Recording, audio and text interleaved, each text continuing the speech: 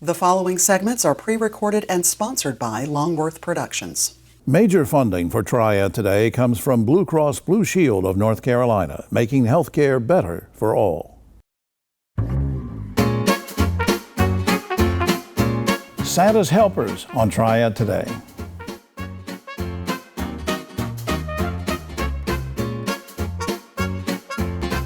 Hello everyone, I'm Jim Longworth and welcome to another edition of Triad Today, coming to you once again from the Kernersville Auto Museum. We'll tell you more about the museum. It's free to come in here. Well, as I said, we'll tell you more about that later. And later on is when the roundtable shows up, so stay tuned for that as well. Lots of great guests coming your way, but where we want to start is with a smart start. And I can't think of anything more important than trying to nurture and recruit educators. And especially these days, male educators. We need them. And this gentleman's going to tell you why, and he's engaged in doing that. Juwan Kroll is our guest. He's Director of Family and Male Engagement for Smart Start of Forsyth County. Good to see you, sir. Good to see you as well. What is Smart Start? Remind us. Smart Start of Forsyth County is an early educator. We are the convener. We are the hub for early education, providing a plethora of resources as it relates to child care scholarships, subsidies. We have a diaper bank as well. Specifically here today, we have the Male Initiative, where we're focusing on increasing the engagement of fathers, father figures, grandfathers, uncles, etc. We're all educators, aren't we? That is correct. And you know, I just think it's important in the broad sense, but also the specific areas. Now, I understand you have a special conference coming up. I'll put some stuff up on screen later on in just a few minutes, but tell me basically what the conference is, what it's about, where it's going to be, and the basics on it. Yeah, the title of the conference is Triad Men in Early Childhood Education. The first conference ever. It's going to be epic. We're bringing in the Triad, that's the focal point, Guilford County High Point, in addition to Forsyth County, with some of the dignitaries present, bringing in the mayors from all counties as well, right, but also surrounding areas, with the focus on male engagement. Specifically, that birth to 5-year segment, not limited to DK-12 as well, but understanding, one, and making this industry attractive to male educators. My background is in early child care education. My mother actually had one of the first family child care homes in Forsyth County. She actually raised a lot of children in our family through the inner segments of our home. So just here today, just thinking about the importance of male engagement, the importance of the early years is very, very key. Why is there sort of a shortage in this area? So one, it's not attractive. To be quite honest, it's not attractive. When you walk typically in child care facilities or when you walk in child care homes, you don't see the emphasis on the father or the male as it relates to who is that child's father, who's that child's uncle, who's that child's, who's the male figure in their life. So one of the interesting components that we saw was like, hey, we need to have fatherhood representatives at Smart Start of Forsyth County that we fund, that we support, to enhance and focus on who's that father, who's that male engagement, who's that figure in that child's life, specifically birth to 5. Definitely, and we need, as I said before, we also need more male teachers in the early grades. You know, you just don't see as many and I think that goes back to old stereotypes. Indeed, and you're exactly right. You're exactly right. Typically, it's the stereotype of fathers should be out in the fields, fathers should be out in contract, fathers should be out doing the hard labor instead of actually at home, engaged in school, sitting down doing homeworks. As a father, single father myself, 3 beautiful kids, I am definitely a test of that. Just understanding that, hey, getting engaged in the homes my children attend, the downtown school, and the public education is a challenge in general, but understanding the involvement and the part that I play in addition to their mother as well, but also the whole family understanding, emphasizing the importance of male and father engagement. Is this conference open to everybody? This conference is open to everyone. Specifically, it's free for Forsyth County educators. If you're outside of the Triad, I'm sorry. That's You're right. in Guilford County, you have to pay $25. I know we throw $25 around. Right. We waste it. Right. But again, of course, for our staff, it's free as well. But again, specifically for those in Forsyth County, it's free. All right, up on screen, Triad Men in Early Childhood Education Conference and dinner, Saturday. 2 big things to go to. You can learn a lot of things during the day and go to the dinner at night. It's Saturday, December 6th at the Intergenerational Center. For information, you can go to smartstart-fc, standing for ForsythCounty.org, smartstart-fc.org. Also, a shout out to the good folks at KB Rentals for suggesting this segment and helping to get Juwan over here. www.kbr.org is that. And we certainly appreciate all that you're doing to help so many folks, and hope you'll come back sometime. Indeed. Thank you. Thank you for your time. All right. Indeed. We'll be right back after this. I am so Why frustrated. can no one help me? Waiting This is isn't a nightmare. work. I think it's healthcare is broken. At Blue Cross and Blue Shield of North Carolina, we get it. Really? Really. That's why we're making healthcare better for all. Starting with you. Yes, you, Daryl. We're making plans easier to navigate by putting your benefits, prescriptions, and details all in one place. Convinced? No. But it's a start. We'll take it. Blue Cross North Carolina. Making healthcare better for all. Starting with you. The world's brightest are Fulbrights, Goldwaters, McNairs, and Spartans. Prestigious doesn't have to be expensive. UNCG. Find your way here.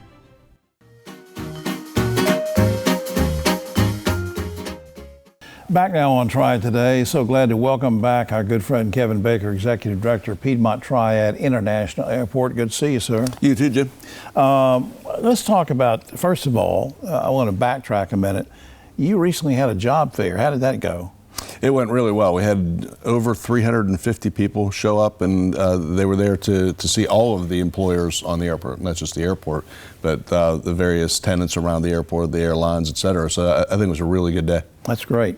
All right, let's bring this up to speed now with something that's relevant to the government shutdown, which, and look, we hope upon hope that we're actually taping this on Wednesday, when is this, November 5th.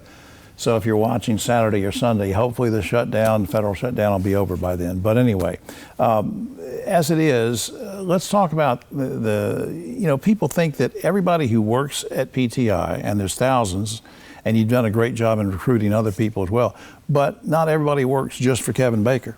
So tell me about the federal employee. No, very few work for us, obviously. But the FAA control tower, the air traffic controllers, and the TSA folks, and then there's a couple other divisions of the FAA that are all they're federal organizations. They don't report to us. Okay.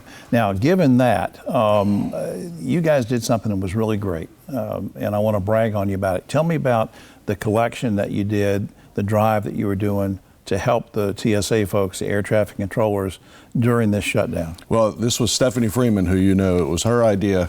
And it's something that had been done a number of years ago also, whenever there was another shutdown of the federal government. But these folks they're great people. They do a great job. They keep our customers happy, safe. I always get compliments about the customer service from our TSA.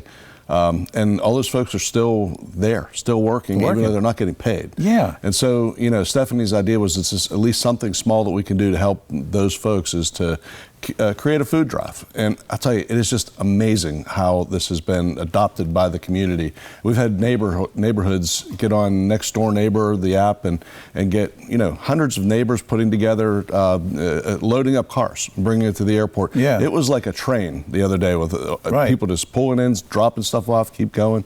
It really warms your heart, actually, to see the human spirit is still out there. Yeah, and we a lot of times we take for granted that, the air traffic controllers, they're in their work and they're doing a great job. But as you said, they're working without pay. That's right. And so I think this, now, were there other items besides food, too, that was collected, right? Yeah, just about anything. I mean, cat food, dog food, paper products, baby products, et cetera. So yeah, it was a lot of, and I mean, we have a storeroom that we were using sort of as the store, the shop, and it grew out within the first day. It was totally full, and we had to move into an empty office, and it's crazy, but it's just wonderful. I just think that's great. Get any feedback from it? Oh yeah, I mean, the feedback's been so positive. People want us to keep going. And obviously, we may stretch this out if things go beyond the end of the week. Which we hope it doesn't. We certainly hope it doesn't. And anything that's left over at the end will go to our partners in the local food banks who are part of our Run on the Runway every year. That's what I want to ask you about, because I want to go back. People may remember from watching the show, I think it was in May, right? You had Run on the Runway to help the food bank. How did that go? Sort of recap that. Oh, it was the best ever. I mean, we gave over $200,000 to the 3 food banks. That event just grows every single year. The running community really enjoys it because it's different. You know, people think it's flat. That's one thing it's not, because the runway is not flat. It climbs very steadily. I thought it was flat. Nope, it is not. And the runners all get that figured out because it's an uphill run the whole way on the first run. It'd be uphill for me either way. you and I both. But Yeah. then on the way back, of course, it's downhill. So. All right. Before we have a few seconds left, any other events or charities or drives or anything that we should know about that might be coming up in the next few months? I think the big thing will be the Run on the Runway, which will be the end of March. And we're already starting to take, applications for folks who want to do that. So I would encourage people to go check out our website if they want to sign up for that. And that leads me right into, he's doing my job for me, right into the website. Let's put that up on screen, flyfrompti.com. That's flyfrompti.com for all the general information you need, everything from flights to everything else. Again, a salute to the air traffic controllers, to the TSA agents, to folks all over who had to work during a shutdown and not get pay. And thanks especially to Kevin and his team for doing what they did to help out. Thank you, sir. Thank you, Jim. All right. We'll be right back after this.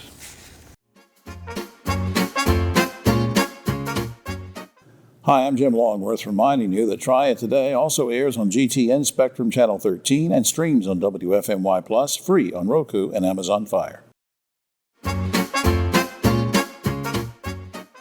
Back now on Triad Today, and this in a broad sense is sort of a transportation show because we have, of course, Kevin Baker on the show from PTI at the airport, and this very special guest who's been with us many times before, Reginald Mason. Reggie's director of Greensboro Transit Agency. Good to see you, sir. Good to see you. Welcome back. Now let's remind folks how long you've worked for the city. I've been with the city around now about 2.5 years. Okay. Now I understand that GTA, and we'll abbreviate it, GTA has a new service, and I believe you sent me an email one day about it, and it was called Next Level Transit. Yes. What is that, and what does it involve? Well, Next Level Transit involves, and of course we have some new vehicles, some electric vehicles, and we also have some new diesel buses coming in soon. And we also purchased some Access GSO paratransit vans. Yeah, I'm going to ask you about all of that too, Okay. but in general, Next Level Transit sort of encompasses all that, right? It encompasses that plus additional services we'll be offering in March of next year. All right, now let's go back, let's circle back to the bus technology. What's new with bus technology? Well, we were one of the first agencies in the state of North Carolina to purchase electric buses. So there's the new breed of buses we've purchased.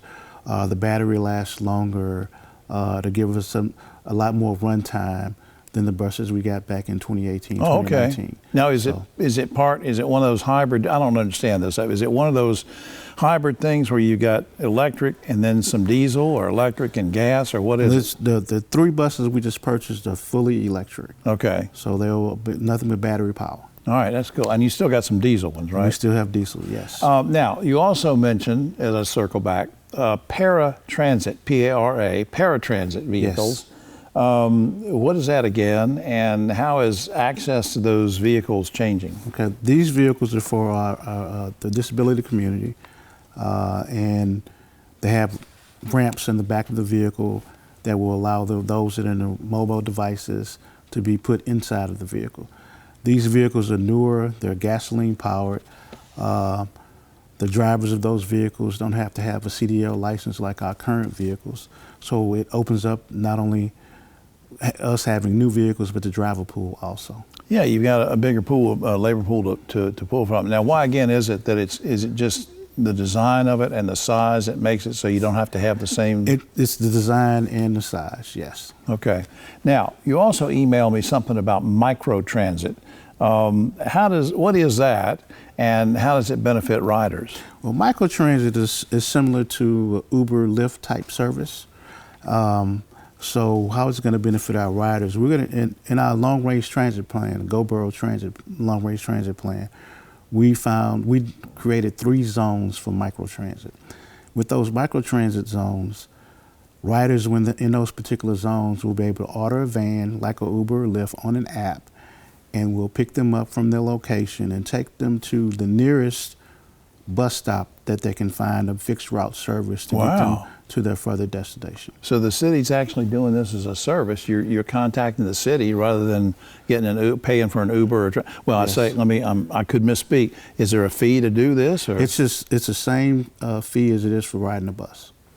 Isn't that great? Yes. Yeah, and we'll give the website in just a second. And when I do that, they'll be able to know what areas are served by that. Yes, they will. Well, let's do that before I forget. Sometimes I forget to do things. Let's put a couple things up on screen here. One is ridegta.com, ridegta.com, which again will give you all sorts of information about those zones and I guess where people can call or order up the van. And the general website is greensboro-nc.gov. That's greensboro-nc.gov. We didn't rehearse this or anything, but just in general, how would you sort of describe to somebody outside the city the quality of transit in the city of Greensboro? The quality of transit in Greensboro is improving for what it's been in the past. We're offering more service, connecting to more sides of the community, and connecting people to jobs. That's what it's all about. That's what it's all about. Because, you guys are getting lots of new jobs in the area through the airport and Zoom, Yes. all this boom and all that stuff. Reggie, I appreciate you coming by. Yes, sir. Thank you. Thank Appreciate you. it. Thanks Thank you for everything you do. Yes, We'll be sir. right back after this.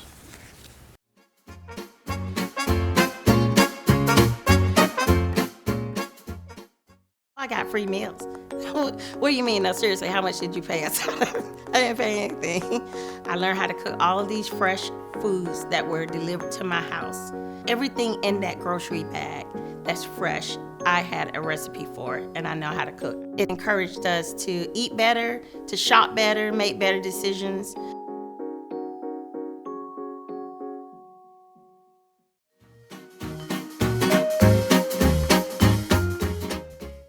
Back now on Triad Today, and time to help Santa Claus. And we don't have Santa Claus with us, but we do have a special guest who's been with us before, Natasha Hilburn's Executive Director for the Power of Play Foundation. Welcome back. Thank you. I'm glad to be back. Let's remind folks what Power of Play stands for, who it serves, and what your mission is. So POWERS basically starts P is play, O opportunity, work, excellence, and respect. Okay. The Power of Play, basically, our mission is to raise money, funds for children who are, families are less fortunate.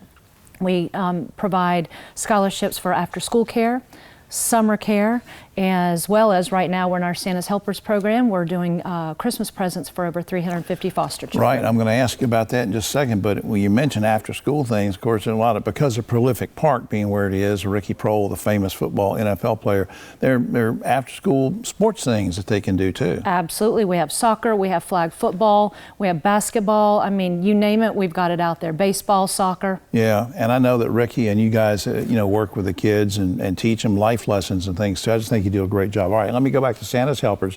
Now tell me again, how many kids do you try to get presents to each year? 350 foster children. All right. Now, how do you sort of say, we don't have to get into the weeds too much on this, but how do you sort of select, because there's so many kids out there that would love to have gifts around Christmas time. How do you pick them? The need is great. We used to reach out to the public, and we've decided foster children really are the ones that are kind of forgotten. So we work with the Department of Social Services and Children's Home Society, and they give us lists every year. Okay. So lists meaning things that these kids would like to have if, from Santa, if they could get it. Now, if I want to, if I get that list and I want to get some gifts for a particular kid, and how do I even access that list? How do I know what to go buy? So everything I make up ornaments based on the list that I receive. So you're going to get the child's age and whether it's male or female. Then what you're going to end up doing is we're going to have a list of needs and wants. So clothing is the biggest need, diapers sometimes, bedding. Yeah, because this helps the whole family. Absolutely. And then wants. So some of the children, they want what all the other children have. AirPods, Nike Dunks, right. Basketballs, footballs, drones. Right. I mean, the list goes on and on. And then now how are these gifts distributed? So what you do is if you come by the park, We have our Christmas trees already up. They were up on Monday. Right. And you'll pick up an ornament off of the tree, or you can reach out to me at foundation@prolificpark.com.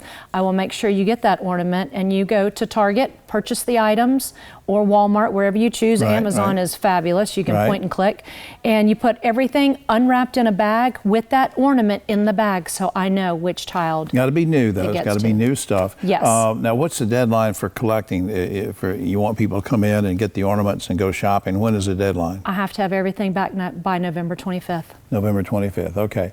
Now, are you looking for volunteers to do anything either through the Santa's Helper program or through the Power of Play program? Are volunteers important, and are you looking for them? Volunteers are always needed, especially when I have different companies around town that are being so gracious to us, such as D.H. Griffin Companies. Pure Bar of Greensboro has been fantastic. They will bring everything at one time. So there's a lot of bags to go through. So volunteers are definitely needed in order to help me make sure everything is in that bag for that child, and we put it in a big red bag, tie it up, and let it go. I want to put something up on screen. There are a couple ways you can get the information. One is the general website, prolificpark.com, and then you also said, do people email you, or you mentioned another? Email me at foundation@prolificpark.com. Okay, we have a few seconds left. And I love when you come on the show to talk about this. What do you get out of all this personally? I know that you do this as a professional. What does it mean to you? Christmas is special to my family. So when we sit around the tree and we kind of take time to reflect, because we've purchased for some of these children. So when you can sit there and take time and realize that you've made Christmas special for another child, it brings home what Christmas is really about for us. Absolutely. So that in and of itself is the reason why I do it. Well, you and Ricky and Kelly and everybody just do a great job. Again, it's prolificpark.com, and I hope people will go to do that and pick up an ornament and buy those gifts. Natasha Hilburn, thanks, sweetie. Thank you. I appreciate it. We'll be right back after this.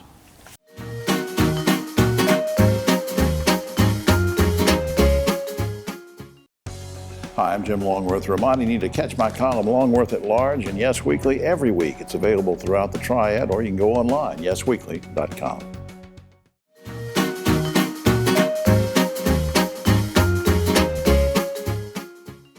Major funding for Triad Today comes from Blue Cross Blue Shield of North Carolina, making healthcare better for all. Back now on Triad Today, just about time for the roundtable, but a quick shout out to the good folks here at Kernersville Auto Museum. It is a fantastic place. Come out here. It's free on Friday, Saturday, and Sundays to look around. A lot of history here.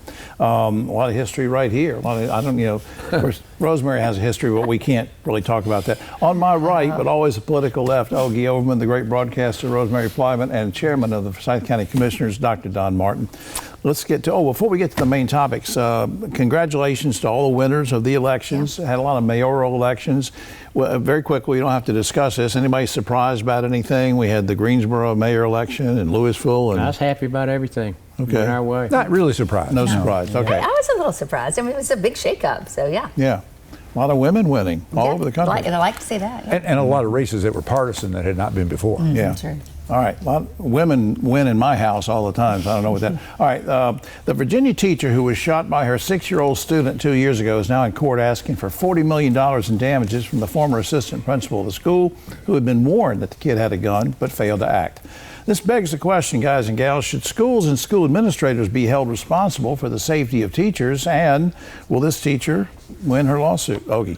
Well, no, I don't know how you can. I mean, they could get shot too.